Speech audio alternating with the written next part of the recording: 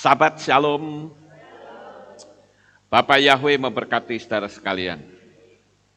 Pada pagi ini saya akan menyampaikan satu materi yang saya beri tema belajar dari sebuah ketulusan.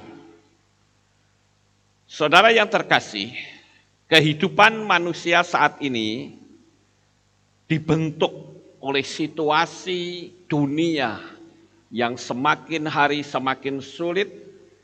Dari hari ke hari, manusia semakin menunjukkan keegoisannya. Semakin tidak ada lagi kepedulian terhadap orang lain.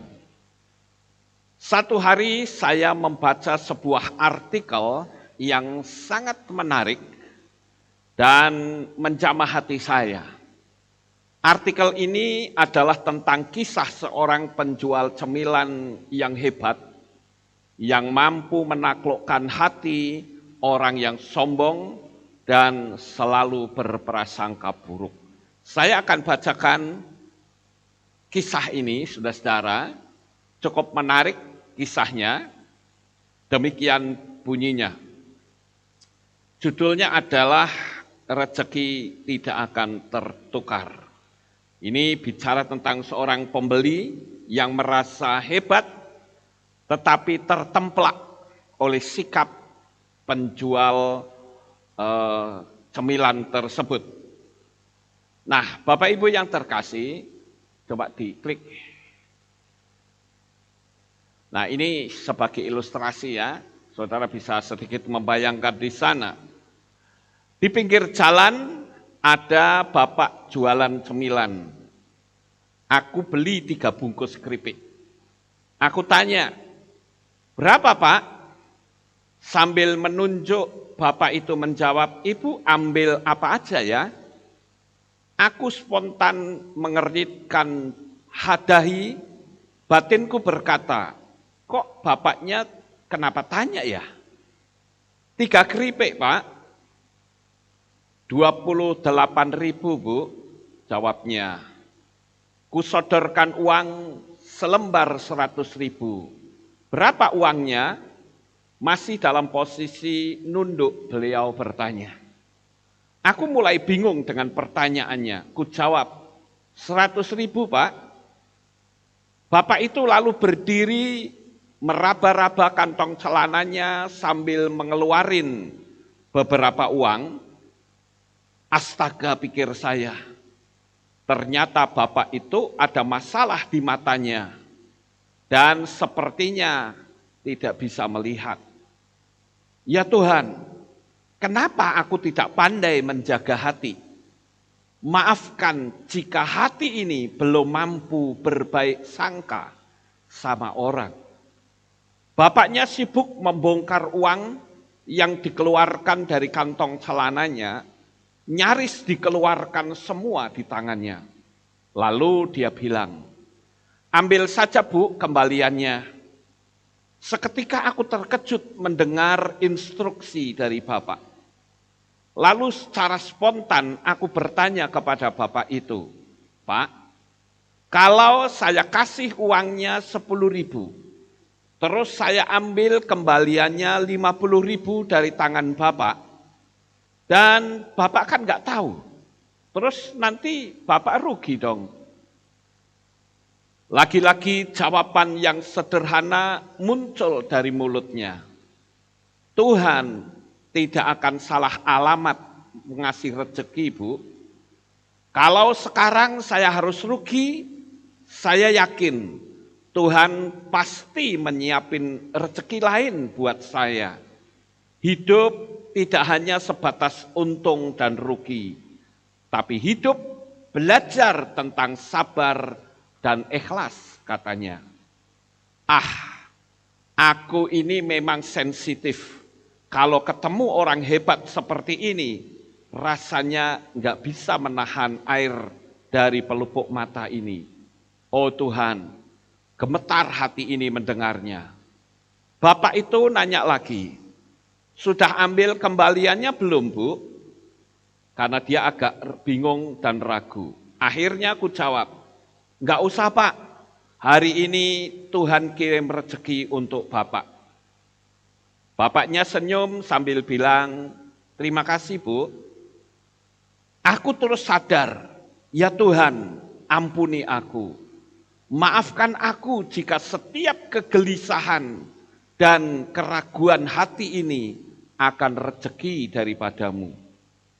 Di saat semakin susahnya mencari uang, si bapak penjual cemilan ini dengan keterbatasan matanya tetap bertahan dan yakin bahwa Tuhan selalu ada bersamanya.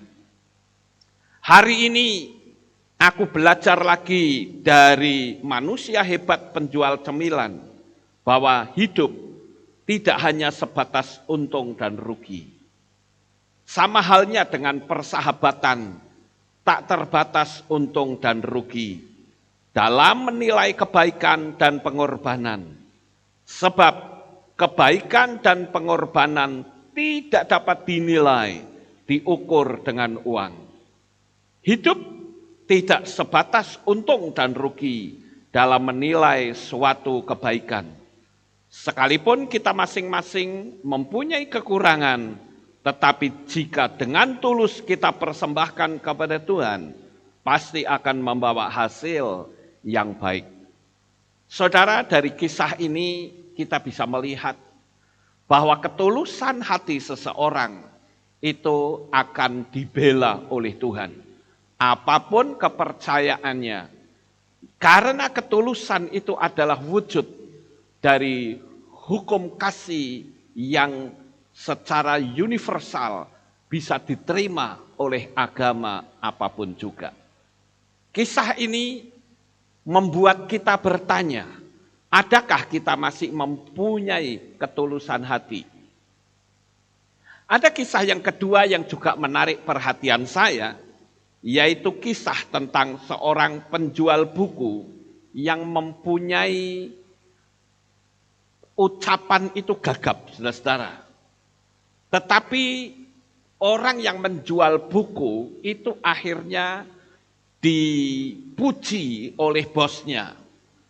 Pada suatu hari ada seorang bos yang membutuhkan tenaga kerja untuk menjadi penjual buku yang dia miliki. Lalu orang-orang pada berdatangan dan ada satu orang yang bicaranya itu gagap. Waktu ditanya, apakah kamu bisa untuk menjual buku? Si bapak ini berkata dengan kegagapannya, dia bilang, aku mampu menjual buku. Yang penting laku bukunya. Bayangin saudara, si bos ini berpikir, mana bisa orang seperti ini jualan buku saya? Tetapi ternyata justru si gagap ini diterima. Dan dia menjual buku paling banyak. Lalu si bos ini tanya, kenapa orang-orang yang lain hanya mampu menjual 1-2 buku, tapi kamu bisa menjual puluhan buku, kenapa? Lalu si bapak yang gagap ini berkata, saya menawarkan buku tersebut, kalau orang tidak tertarik, lalu saya berkata kepada orang itu, kalau Anda tidak tertarik, saya akan bacakan supaya Bapak bisa tahu ringkasan dari buku ini.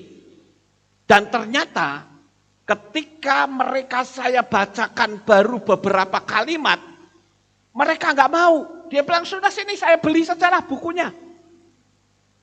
Nah, Bapak Ibu yang terkasih, ini kisah yang kedua. Artinya apa?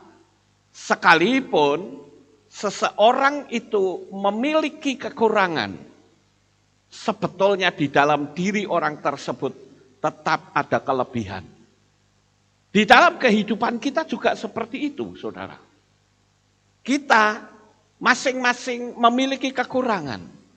Tetapi sayang sekali, banyak orang yang hanya fokus pada kekurangannya.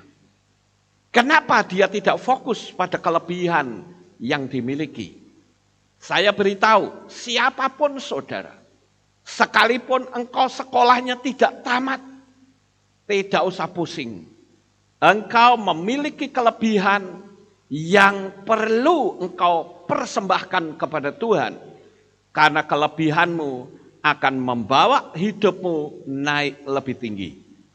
Oleh sebab itu Bapak Ibu, mari kita belajar dari sebuah ketulusan. Yang penting kita tulus. Saya akan naikkan ilustrasi atau cerita yang ketiga. Yaitu seorang penjual sisir. Nah, penjual sisir ini dibuat atau diberi sebuah tantangan. Siapa yang mampu menjual sisir yang paling banyak? Karena tantangannya cukup berat, saudara-saudara. Beberapa sales sisir itu disuruh menawarkan sisir kepada seorang biksu. Saudara bayangkan, biksu itu tidak ada rambutnya, saudara. Semuanya gundul. Tetapi sekarang disodori sisir. Apa mau dia membeli? Sales pertama berkata, ini mustahil. Jadi belum apa-apa sudah menyerah kalah. Ini mustahil. Mana bisa? Ya. Kalau mau jual sisir ya logikanya harus orang yang rambutnya panjang. Tapi kalau gundul mana bisa? Buat nyisir apa? Nah, dia tereliminasi. Kemudian karyawan yang berikutnya ternyata dia hanya mampu menjual satu sisir saja. Itu pun dibeli oleh biksu karena kasihan, saudara-saudara. Kemudian karyawan yang lain berhasil menjual 10 sisir. Tetapi ternyata dia menjual bukan kepada biksunya, tetapi kepada wisatawan yang berkunjung ke wihara tersebut. Sehingga orang yang menjual laku 10 ini berkata, kamu bisa beli sisir saya untuk supaya ketika kamu ketemu sama biksu, kamu rapi. Ya masuk akal juga, saudara-saudara. Terus bagaimana karyawan yang berikutnya ini? Ternyata karyawan ini berhasil menjual sisir sebanyak 500. Ini yang menjadi pemenangnya, saudara. Lalu bosnya itu tanya, bagaimana caranya kok kamu bisa menjual sisir kepada biksu itu sebanyak 500? Lalu orang ini bercerita, yang pertama kali saya lakukan adalah saya menemui biksu kepala terlebih dahulu. Di situ yang jadi pemimpinnya siapa? Saya datangin terlebih dahulu. Kemudian saya langsung membangun sebuah komunikasi yang baik. Sehingga kami tidak sekedar sebagai seorang yang cuma menyapa saja. Tetapi kami menjalin hubungan. Karena kita tahu bahwa biksu itu orangnya baik. Jadi kalau saya ajak bersahabat pasti dia mau. Enggak sombong katanya. Sehingga dia menjalin komunikasi dengan baik. Lalu yang dia lakukan berikutnya adalah meyakinkan jika sisir ini bisa bermanfaat bagi biksu tersebut. Walaupun bukan untuk diri sendiri. Saya mengatakan kepada biksu kepala bahwa sisir yang ditawarkan itu bisa dijadikan sebuah souvenir di komplek biara ini untuk para pengunjung yang datang. Lalu saya juga menawarkan cara yang unik supaya souvenir ini lebih memiliki harga yang tinggi. Yaitu Di sisir itu dibubuhi tanda tangan biksu. Pasti pengunjungnya akan sangat senang karena dia mendapatkan cindera mata sekaligus tanda tangan dari biksu kepala. Nah, saudara-saudara yang terkasih, rupa-rupanya rahasia ini menarik perhatian dari biksu kepala sehingga dia membeli begitu banyak sisir. Dengan demikian, sisir yang hanya cuman orang yang biasa tahu tetapi memiliki nilai tambah. Nah, dari kisah ini saudara-saudara memberikan pemahaman tentang hikmat yang sangat dalam. Seringkali hal yang kita anggap sebagai penghambat terbesar dalam usaha kita atau karier kita adalah hal kecil yang terpaku pada cara berpikir kita yang sempit. Sehingga karena cara berpikir kita ini sempit, mengakibatkan kita ini tidak bisa berkembang. Padahal alam semesta ini juga memberikan banyak hikmat kepada kita. Apa yang saat ini menjadi kesulitan bagi saudara? Tidak ada kesulitan bagi orang yang percaya kepada Bapa Yahweh. Karena dia pasti memberikan hikmat akal budi dan membuat kita semakin lebih naik di dalam level kita. Memandang suatu hal dari satu fungsi saja tidak bisa menjawab tantangan. Seperti orang jual sisir kepada biksu, nggak akan laku, saudara-saudara. Pasti biksu akan berkata, emangnya kamu nggak tahu kalau kepala saya botak? Ya, kok kamu jualan sisir kepada saya? Itu kan sama saja kamu menghina saya. Bisa saja seperti itu, saudara. Tetapi sebagai pengusaha dan pekerja sukses, kita memerlukan cara berpikir yang disebut out of the box. Keluar dari sebuah kotak. Keluar dari suatu kebiasaan cara orang berpikir. Nah, cara pikir inilah yang akan menjadi potensi dalam hidup kita. Pada hakikatnya potensi tidak selalu tentang kekuatan fisik, melainkan juga kekuatan ilmu, kekuatan intuisi, dan kerja keras. Jadi hari ini tidak ada alasan untuk kita berkata, aku hidup dalam kesulitan. Amin. Ya, selama saudara berkata hidup dalam kesulitan, maka alam semesta pun akan mengiyakan dan akan berkata memang kamu hidup dalam kesulitan bahkan sampai mati. Nah, sekarang saya akan naikkan ilustrasi yang keempat, saudara-saudara, tentang kisah seorang anak kecil dengan pianonya. Dan kisah ini adalah kisah fakta, ya, bukan cerita ilustrasi, tetapi fakta. Di situ diceritakan tentang ada grandmaster piano yang pandai memainkan piano yang bernama Ignacy Paderewski. Nah, di situ diceritakan ada seorang ibu yang memiliki anak yang masih kecil. Dan anak ini diajari main musik oleh ibunya. Sehingga ibu ini berpikir, kelak anak saya ini menjadi seorang pemain musik yang handal. Khususnya itu musik piano, saudara-saudara. Nah, kebetulan pada waktu itu ada konser master piano yang bernama Bapak Paderewski. Lalu untuk membuat anak ini memiliki semangat yang luar biasa, si ibu ini beli tiket untuk duduk paling depan. Dia sengaja membeli 3 tiket.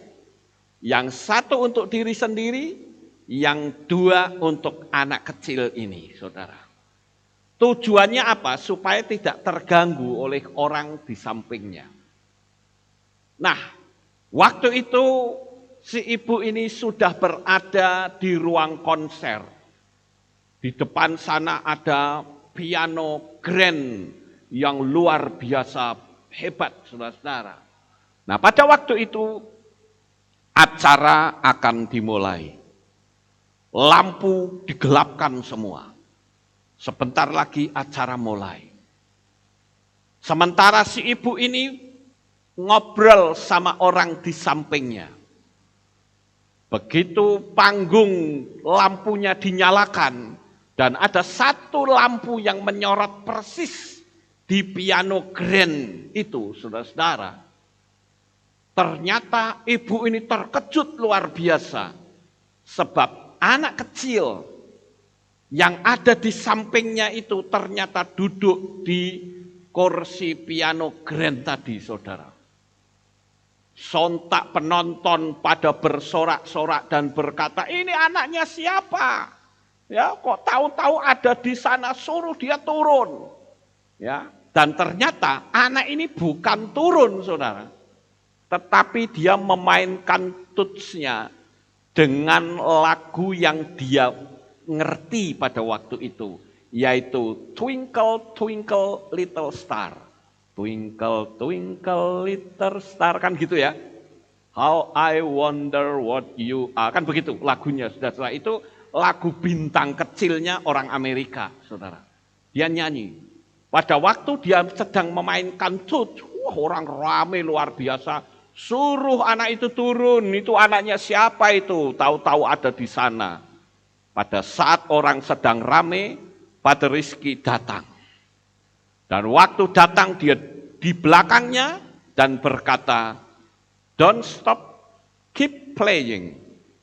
Jangan berhenti, tetap mainkan. Wah, anak ini semangat ya. Cuman hanya satu tut saja. Twinkle, twinkle, little star. Tapi saat anak itu memainkan, Pater Rizky di belakangnya dia mengembangkan tangannya, dan yang tangan kiri memainkan bass, sementara tangan kanan dia memainkan obligato, saudara-saudara. Dan apa yang terjadi? Lagu Twinkle Twinkle Little Star yang sederhana itu bisa nampak mewah luar biasa. Dan semua orang yang tadinya berteriak-teriak suruh turun, mereka melakukan standing ovation. Tahu standing ovation, saudara? Tepuk tangan sambil berdiri. Wah, semua tepuk tangan. Nah, Bapak Ibu yang terkasih, kalau kita melihat dari cerita ini, kita sebetulnya seperti anak kecil ini, saudara. Kita mungkin tidak memiliki kepandaian yang hebat. Kita hanya mampu seperti anak itu yang nyanyi Twinkle Twinkle Little Star. Tetapi dengan hati yang tulus, saudara tahu ada sang maestro yang di belakang kita siap mengembangkan tangannya yang membantu kita, saudara-saudara. Haleluya, boleh beri tepuk tangan, puji Tuhan. Artinya apa, Bapak Ibu? Artinya, jalani hidup ini dengan segala ketulusan. Dan tangan Tuhan yang penuh kasih itu akan menuntun jalan hidup saudara. Ketidakmampuan kita akan ditutup dengan kemahakuasaannya Bapa Yahweh, yang pasti akan membuat ketidakmampuan kita menjadi sesuatu yang sangat dahsyat. Karena kita menyadari, Tuhan, kemampuanku hanya ini. Dan Bapak Yahweh lah yang akan melengkapi atas ketidakmampuan kita. Bapak Ibu saudaraku yang terkasih, apa arti dari keempat kisah ini? Kisah tentang penjual cemilan, kisah tentang penjual buku yang gagap, kisah tentang penjual sisir, dan kisah tentang anak yang cuma bisa main Twinkle Twinkle Little Star. Ada beberapa kesimpulan yang cukup menarik yang bisa saya renungkan dan bagikan untuk saudara pada pagi ini. Yang pertama adalah, tidak ada kata mustahil bagi orang yang berhati tulus. Semuanya serba mungkin. Kebaikan akan membuahkan kebaikan. Siapa yang dipakai oleh kebaikan, itu sama saja saudara dipakai Tuhan untuk menebarkan kasih-Nya. Inilah poin yang pertama. Jadi kalau hari ini saudara melihat keunggulan orang lain sehingga saudara menjadi berkecil hati, saya katakan Anda keliru. Karena tiap-tiap manusia diberikan oleh Tuhan kemampuan masing-masing. Jadi jangan pernah berkecil hati, karena Bapa kita Yahweh akan melengkapi ketidakmampuanmu. Dari yang serba impossible menjadi possible, saudara. Ya, jadi yakini saja, buktikan bahwa Bapa Yahweh ada di pihak saudara. Jadi mulai hari ini jangan lagi berkecil hati. Jalani hidup sesulit apapun kehidupan di dunia ini, Bapa Yahweh yang Maha Kuasa akan tuntun hidup saudara. Sehingga tidak ada lagi kata berat, sulit, berat, sulit. Kemudian kesimpulan yang kedua. Tuhan itu tahu kesungguhan hati orang yang berhati tulus. Karena alam semesta itu adalah sistemiknya Bapa Yahweh dan akan bekerja pada orang yang berhati tulus ikhlas dan tidak berpikiran sempit. Ini yang mesti kita pahami, saudara. Karena alam semesta itu akan selalu berpihak kepada orang yang berhati tulus. Ada orang yang sukses menurut orang karena hatinya licik. Tapi ingat, itu bukan berasal dari Tuhan. Dan kesuksesan yang dianggap itu sukses dari hasil kelicikan sebentar akan berlalu. Bahkan bukan cuma untuk dia yang akan menuai keburukan, bisa jadi anak cucunya akan mengalaminya. Kemudian kesimpulan yang ketiga, saudara. Jangan melihat kekurangan yang ada pada diri kita. Karena sesungguhnya Tuhan itu selalu memberikan kelebihan yang sangat luar biasa. Tidak peduli saudara sebagai orang tua, tidak peduli saudara sebagai anak-anak, bahkan tidak peduli saudara itu tidak punya pendidikan sekalipun. Selama hati saudara tulus dan mau belajar, Tuhan akan tuntun hidup saudara. Jadi jangan pernah berpikir, aku orang yang berkekurangan. Semuanya Tuhan lengkapi. Kemudian yang keempat, saudara-saudara. Kesimpulan yang keempat adalah, kita orang yang merasa normal tidak boleh sombong. Karena kemampuanmu tidak ada apa-apanya jika Tuhan tidak memberikan pertolongan dan membuatmu sukses. Bahkan orang yang disebut disable sekalipun, orang yang cacat, dia bisa lebih baik dari kita. Saudara lihat gambar yang saya tunjukkan ini, dia adalah seorang pilot pesawat terbang. Dan dia tidak mempunyai dua tangan, saudara. Tetapi dia jadi pilot. Kalau saudara lihat di internet, ada banyak sekali orang-orang yang disebut disable.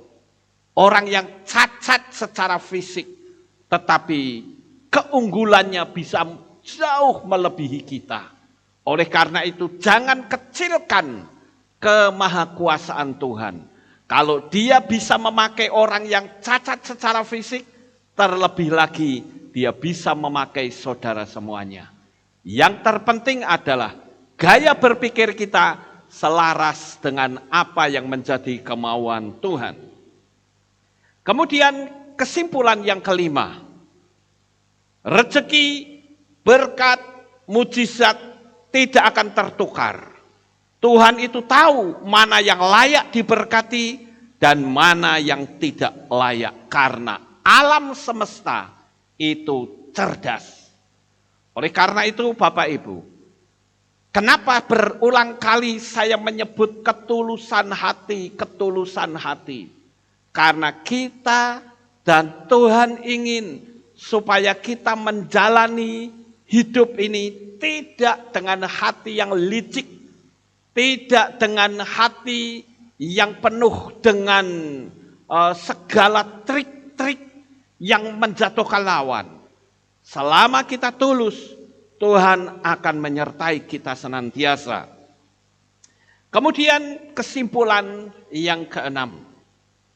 Sama seperti penjual cemilan itu. Dia tidak takut dicurangi karena Tuhan sudah persiapkan berkat dari sumber yang lain.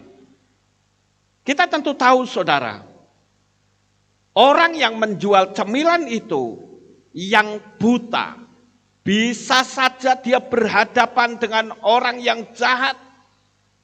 Bisa saja dia berhadapan dengan orang yang curang. Tetapi dia tidak takut. Dia meyakini bahwa rezeki kalau dicurangin orang, Tuhan akan berikan melalui sumber yang lain. Berapa banyak di antara kita yang mengecilkan kuasa Tuhan? Ada orang yang bekerja, mungkin gajinya nggak sampai 1 juta. Orang itu berkecil hati dan berkata, mana bisa saya punya rumah, mana bisa saya beli kendaraan. Hapus gaya berpikir yang seperti itu. Karena Tuhan bisa membuat sumber-sumber berkat dari segala tempat. Oleh karena itu gaya berpikir yang pendek harus kita tinggalkan. Bahwa mujizat Tuhan itu bisa saja datang dari tempat yang tidak pernah kita duga. Yang terpenting kita andalkan kemahakuasaannya Bapa Yahweh. Dia pasti akan tolongin kehidupan kita. Yang terakhir saudara-saudara. Dan sebelum kita membaca, sebelum kita melihat yang terakhir, saya akan bacakan terlebih dahulu di dalam kitab Filipi 4 ayat 19 sampai 20 demikian bunyinya. Dan Elohimku akan memenuhi segala kebutuhanmu menurut kekayaannya dengan kemuliaan di dalam Yeshua HaMashiach dan kemuliaan bagi Elohim dan Bapa kita sampai selama-lamanya. Amin. Ini adalah ucapan Rabi Shaul atau Rasul Paulus kepada jemaat yang ada di Filipi. Oleh karena itu pagi hari ini, ayo kita berpikir hal-hal yang besar. Karena apapun yang engkau pikirkan itu yang jadi dalam kehidupan saudara. Sekarang yang terakhir adalah jangan pernah berubah. Sekalipun hidup kita berubah semakin naik. Kisah gadis buta yang menunggui kekasihnya itu memberikan inspirasi kepada kita bahwa kesombongan akan merugikan diri sendiri. Saya akan naikkan sebuah ilustrasi. Ada seorang gadis yang cantik tetapi matanya buta, saudara. Dan butanya mata ini itu akibat mengalami kecelakaan. Dia mengalami benturan, ya, sehingga dia buta. Dan saat dia buta, tidak ada orang yang mau mendekat. Tapi ada satu orang pemuda yang selalu memberikan penghiburan kepada gadis buta ini. Pada suatu hari ada seorang pendonor mata yang waktu itu diberikan kepada gadis buta ini. Dan saudara tahu gadis ini saat dioperasi mendapatkan transplantasi mata dari seorang pendonor. Akhirnya gadis ini bisa melihat kembali. Saat dia melihat, sang pacar yang biasa menunggui waktu itu bertanya, masihkah kamu mau mengawini aku sebagai suamimu? Ternyata gadis ini menolak dan berkata, aku sangka kamu orang yang bisa melihat. Tapi nyatanya kamu tidak lebih dari aku yang buta. Oleh karena itu saya menolak dengan tegas, maafkan saya. Lebih baik kamu tinggalkan hidup saya. Saya ingin hidup bebas dan mendapatkan seorang suami yang bisa melihat. Padahal orang lelaki ini, dia dengan setia saat si gadis ini masih buta, memberikan penghiburan, membacakan cerita, memberikan kata-kata yang penuh dengan kasih sayang. Tetapi ternyata gadis ini menolak dan menyingkirkan pemuda ini. Akhirnya pemuda itu pergi dengan hati yang hancur. Dan dia mengirimkan sepucuk surat kepada gadis itu dengan berkata, sayangku, tolong engkau jaga baik-baik kedua mataku yang telah aku berikan kepadamu. Selamat hidup bahagia. Waduh, gadis buta ini yang sekarang melihat, dia baru tahu bahwa mata yang sekarang bisa melihat adalah mata dari seorang pemuda yang mencintai dengan tulus. Saudaraku yang terkasih, akhirnya gadis ini mencari pemuda itu, tapi sayang sekali pemuda ini tidak pernah didapatinya. Oleh karena itu kita sebagai anak-anak Bapa Yahweh, kita harus menyadari ketulusan itu menjadikan Tuhan selalu berpihak di dalam kehidupan kita. Sukses besar untuk saudara. Bapa Yahweh memberkati. Haleluya. Kita tunduk kepala dan kita akan berdoa. Kami mengucapkan terima kasih dan syukur kepadamu ya Tuhan. Pada pagi ini kami bersama-sama telah mendengarkan renungan firman-Mu. Biarlah apa yang kami bagikan pada pagi ini menjadi berkat bagi jemaat-Mu semuanya. Terima kasih ya Bapa Yahweh, meteraikan firman ini di dalam hati umat-umat-Mu.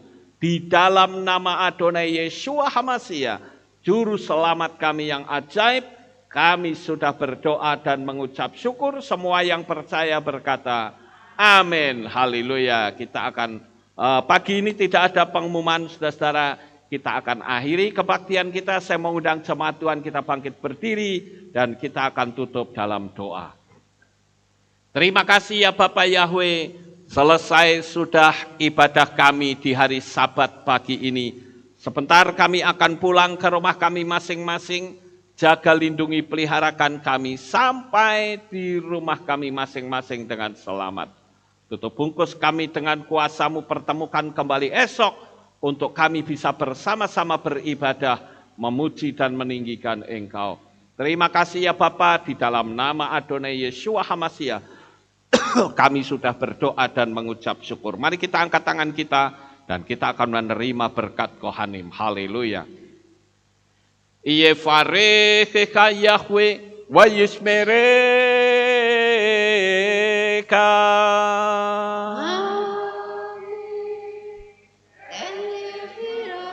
Yair Yahweh panau eleka vichuneka.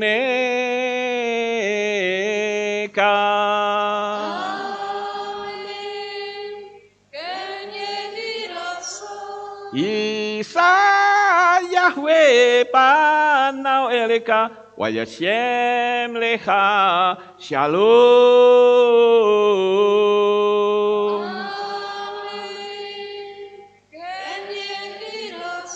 Baruk atabair ufaruk atabasadeh. Engkau akan diberkati di kota dan kau akan diberkati di ladang. Baruk peripit necha ufriat matka ufrifahem teka shekar alapeka wa esterotjoneka. Diberkatilah buah kandunganmu, diberkati hasil bumimu, diberkati hasil ternakmu, anak-anak lembumu dan anak-anak dombamu. Amin. Baruk tanah kaum misyartika, diberkatilah bakulmu dan tempat adonanmu. Amin. Baruk ata boboy, kau faruk ata betseteka, dan kau akan diberkati pada waktu kau masuk, dan kau akan diberkati pada waktu engkau keluar. Amin.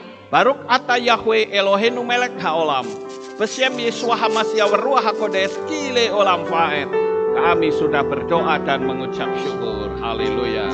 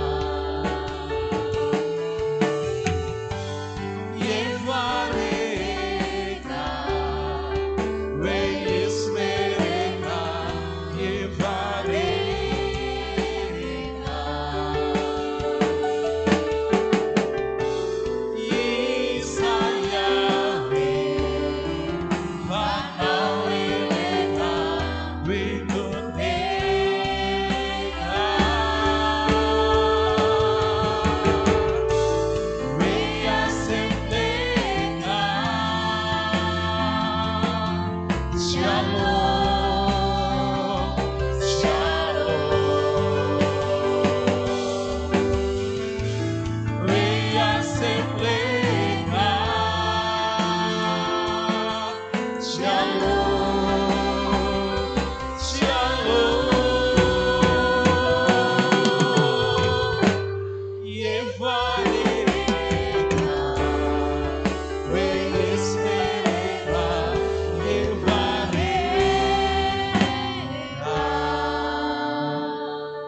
Selamat pulang Bapak Ibu.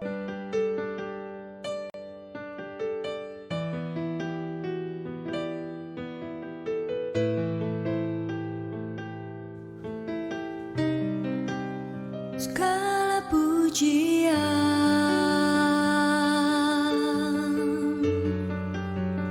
hanya untuk-Mu Tuhan, segala kehormatan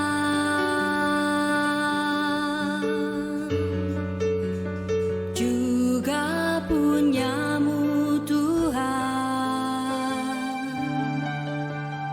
Dari puncak tertinggi sampai lembah terlandai, semua karya kasih cinta-Mu, sujud menyembah Sang Maha Pencipta. Hatiku menari disertai derai air mata memanggil nama-Mu, Yahweh Tuhan. Segala kemuliaan hanya bagi-Mu.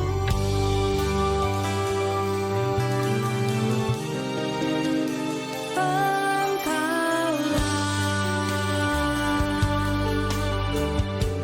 sumber segala pengharapan,